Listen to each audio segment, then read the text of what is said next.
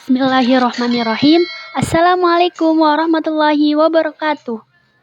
Halo, di sini kembali lagi dengan YouTube saya, Iftiha Ilma Daroja. Oke, di sini saya ingin menayangkan video tentang sejarah peradaban Islam di Thailand. Nah, ayo cus aja. Sejarah dan peradaban Islam di Asia Tenggara dapat kita lihat pada beberapa negara seperti Filipina, Thailand, Singapura, dan Malaysia. Minoritas Muslim di Filipina dan di Thailand merupakan kedudukan yang tak menyenangkan karena berada pada palus paritis yang penuh semangat yang didukung oleh gerilya dan landasan-landasan persatuan nasional. Thailand merupakan negara yang terbentuk kenegaraan konstitusional dengan ibu kotanya Bangkok. Agama penduduk negeri ini adalah Buddha, Islam, dan Kristen. Penduduk yang serta agama Islam diperkirakan lebih kurang 10% dari 73 provinsi di Thailand. Umat Islam mendiami wilayah bagian selatan yaitu Patani, Yala, Maratiwat, dan Satu. Pada daerah ini, umat Islam berjumlah sekitar 80%. Daerah ini merupakan daerah yang subur dan banyak menghasilkan tambang. Masyarakat Islam Patani pada umumnya adalah keturunan bangsa Melayu yang taat beragama. Sayangnya, pemerintah Thailand yang Buddhisme sejak dahulu sampai sekarang kurang memperhatikan nasib umat Islam. Mereka dituduh sebagai separatis Muslim sehingga pemerintah Thailand selalu memburu mereka. Umat di bawah pemerintahan Buddhisme benar-benar mengalami nasib yang memprihatinkan. Dari segi pendidikan, mereka sangat terbelakang karena mereka hanya diberi kesempatan mengenyam pendidikan sampai tingkat SLTA. Selebihnya, jika mereka ingin meneruskan pelajaran agama, harus berusaha sendiri ke luar negeri, misalnya ke luar negeri Timur Tengah.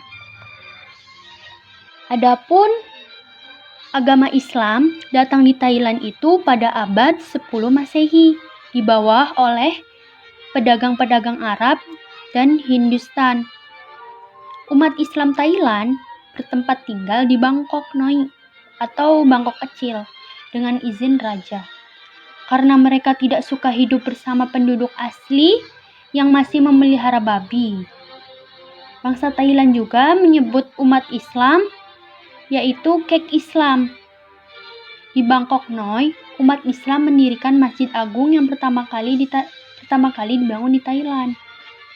Pengikut umat Islam pada umumnya keturunan dari saudagar-saudagar Arab dan Hindustan dalam perkawinannya dengan putri penduduk asli Thailand. Adapun sistem sosial dari masyarakat Melayu Patani itu ada yang pertama, sistem keagamaan. Sistem keagamaan itu kehadiran Islam dalam masyarakat Melayu Patani sampai saat ini terus berkembang dengan semangat dan kesadaran intelektual di kalangan masyarakat Melayu Patani. Nah, Melayu Patani ini telah membangkitkan kesadaran keagamaan serta kebudayaan Islam. Islam membuat orang Melayu Patani lebih sadar akan pentingnya nilai-nilai Islam sebagai daya tarik yang menggerakkan kesadaran dalam menghayati kebudayaan Islam Melayu. Yang kedua, sistem kebudayaan. Dalam mewariskan bahasa Melayu yang menjadi peninggalan bernilai bagi masyarakat Melayu Patani, para pemimpin agama dan pemimpin masyarakat telah memberi kesadaran bagi masyarakat untuk menjaga kebudayaan Melayu, sehingga terdapat pepatah Melayu, Basa Nayu adalah jiwa bagi bangsa Nayu. Yang ketiga, sistem pendidikan. Pengalaman kependidikan keagamaan dalam masyarakat Melayu Patani sangat berbeda dengan pengalaman kependidikan masyarakat Muslim di negara lain, seperti di Indonesia dan di Malaysia.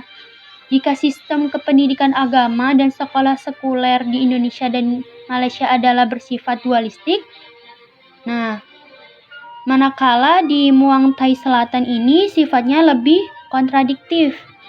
Lembaga pendidikannya juga pondok dan madrasah yang menawarkan pelajaran-pelajaran agama cenderung lebih disenangi ketimbang sistem sekolah pemerintah.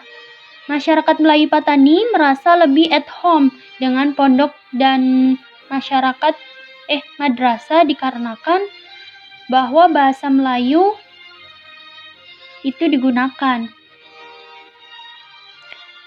Nah, terdapat latar belakang konflik dari Muslim Patani. Sekitar abad ke-19, Kerajaan Siam mulai merancang untuk menyusun kembali pentadbiran wilayah dan semakin menguat ekstensinya di Patani dengan mengeluarkan kebijakan Tesabtiban. Kebijakan tersebut mengakibatkan kerajaan negeri Patani tidak lagi mempunyai kuasa otonomi dan menghapus seluruh sistem pemerintahan Kesultanan Melayu di Patani. Dampaknya, diberlakunya penghapusan Kesultanan Melayu tersebut, kerajaan Patani semakin lemah dan tertekan dari kerajaan Siam. Tindakan kerajaan Siam itu telah mencetus konflik di antara raja-raja Melayu Patani dengan kerajaan Siam pada bulan Desember 1938. Ketika Pibun Songgram telah dilantik menjadi Menteri Pertahanan, dan dengan ini kekuatan tentaranya amat terkesan dalam membinakan peranannya. Pibun Songgram adalah seorang yang kuat berfahaman kebangsaan Siam dan dilantik menjadi Menteri Luar Negeri. Pibun Songgram melaksanakan dasar pentadbiran yang akan mengubah pikiran rakyat dalam dan luar negeri. Orang-orang Siam telah dibentuk supaya mencintai negaranya. Pada 24 Juni 1939, dengan resminya nama Muang Thai telah digantikan menjadi Thailand. Akibat melaksanakan tindakan itu, orang-orang Melayu, terutama golongan ulama, merasa gelisah karena dilarangnya memakai kain serban di kepala. Bahasa Melayu pun telah diharamkan. Orang-orang Melayu harus digantikan nama mereka kepada nama Siam Bud, dan segala kegiatan agama Islam telah disekat karena Buddha adalah agama resmi negara Siam. Orang-orang Islam terpaksa menukarkan agamanya melalui sembah patung. Sejak melaksanakan tindakan itu di wilayah-wilayah Patani, masyarakat Melayu Patani itu merasa keresahan. Sikap penetapan umat Islam Patani telah memuncak sehingga munculnya konflik dengan kerajaan Thai. Karena adat-adat dan kebudayaan orang-orang Melayu Patani telah dihilangkan. Mereka merasa kehilangan kebudayaan yang menjadi teras identitas Melayu telah dicabuli dan merasa tertindas. Agama Islam yang dicintai semakin tercemar. Orang-orang Melayu Patani emang sensitif mengenai sesuatu yang menyentuh tentang agama Islam dan bangsa Melayu, dan telah timbul perasaan benci terhadap keganasan tentara dan polis Thai yang tidak memiliki ketoleran yang tinggi. Nah, dengan itu masyarakat Melayu Patani itu melakukan perlawanan terhadap kerajaan Siam ini, yaitu dengan bentuk-bentuk perjuangan yang dilakukan oleh Muslim Patani. Yang pertama, perjuangan menuntut otonomi oleh Haji Sulong dan Gerakan Rakyat Patani tahun 1947 sampai 1948. Pada tanggal 3 April 1947, di bawah pimpinan Haji Sulong menyampaikan kepada pemerintah Thai sebuah rencana 7 pasal untuk pembentukan sebuah daerah otonom, yaitu yang dikenal dengan 7 tuntutan Haji Sulong. kepada pemerintah kerajaan Thai. Pasal-pasal itu adalah diangkat seorang komisaris tinggi untuk memerintah Patani Raya yang berasal dari putra daerah dan dipilih oleh rakyat dalam pilihan raya yang bebas dengan hak otonomi yang luas. Nah, dengan itu Haji Sulong ingin terdapat seorang yang memerintah Patani Raya. Nah, yang kedua, 80% pejabat pemerintah di keempat provinsi di Patani hendaklah Melayu Muslim, sehingga mencerminkan rasio penduduk. Nah, yang ketiga, bahasa Melayu dan bahasa Siam menjadi bahasa resmi. Yang keempat, bahasa Melayu menjadi bahasa pengantar di sekolah-sekolah dasar. Yang kelima, hukum syariah diberlakukan di daerah ini dengan pengadilan yang terpisah dan bebas dari sistem peradilan pemerintah. Yang keenam, semua hasil pajak di daerah ini akan digunakan untuk kesejahteraan rakyat di daerah ini. Yang ketujuh, Majelis Ulama Islam Provinsi akan diberi wewenang penuh dalam menjalankan hukum syariah dan kebudayaan. Tetapi ketika militer mengambil alih negara yang menyebabkan Pibul kembali ke kekuasaannya, golongan Melayu Patani ini merasa takut bahwa kembalinya Pibul akan berarti penindasan yang sama terhadap mereka. Akibatnya, Haji Sulong dan para pendukungnya melakukan tekanan yang lebih besar dengan jalan akan memboikot pemilihan umum yang akan direncanakan untuk akhir Januari 1948. Pemberontakan tersebut menjadi lambang semangat perlawanan Melayu dan masih tetap mengilhami gerakan-gerakan kemerdekaan hingga kini. Sementara itu, pemerintah tetap menahan Haji Sulong karena ia menolak memberikan uang jaminan. Yang kedua, perjuangan separatis. Nah, melalui organisasi pasca GRP, terdapat beberapa organisasi besar Muslim di Thailand, yaitu yang dipimpin oleh Haji Sulong. Semua organisasi ini berjuang untuk pembebasan Patani dari pemerintahan Thai. Dalam istilah lain disebut perjuangan pemisahan atau gerakan separatis. Yang ketiga yaitu perjuangan di bawah naungan bersatu, dan yang keempat perjuangan melalui parlemen. Adapun perjuangan yang dilakukan oleh Muslim Patani mengalami beberapa perubahan, seperti perjuangan dari menuntut otonomi sampai menuntut kemerdekaan, dari perjuangan yang bersifat lunak hingga perjuangan dengan kekerasan dan menggunakan senjata.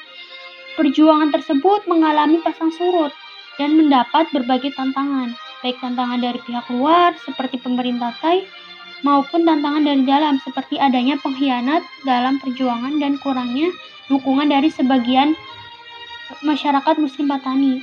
Adapun upaya-upaya pemerintah Thailand dalam mengatasi konflik ini, yang pertama, upaya internal dengan terbentuknya Komisi Rekonsiliasi Nasional pada tahun 2004 yang mengantarkan dan memediasi perdamaian di Thailand, dan Undang-Undang Darurat Militer yang hubungan dengan keamanan nasional, dan pemerintah Thailand mengandalkan kekuatan militer untuk menghadapi organisasi pemberontak di Thailand Selatan. Yang kedua, upaya eksternalnya itu menandatangani Kesepakatan Damai di Kuala Lumpur, Malaysia 2013. Negara Malaysia yang menjadi tuan rumah dalam kesepakatan awal pembicaraan dialog nantinya berharap kesepakatan damai tersebut dapat terlaksana dengan baik. Dan salah satu perkembangan penting dalam penyelesaian konflik dengan keterlibatan eksternal terjadi pada 21 September 2008 bertempat di Istana Bogor. Pemerintah Thailand berunding dengan pemberontak separatis dan menyatakan komitmen mereka untuk mengakhiri konflik. Indonesia sebagai mediator dan fasilitator penyelesaian konflik Thailand. yang setelah melalui berbagai pertimbangan, Indonesia akhirnya menyanggupi menjadi mediator konflik tersebut. Nah, gitu sejarah dari peradaban Islam di Thailand. Semoga bermanfaat, teman-teman. Assalamualaikum warahmatullahi wabarakatuh.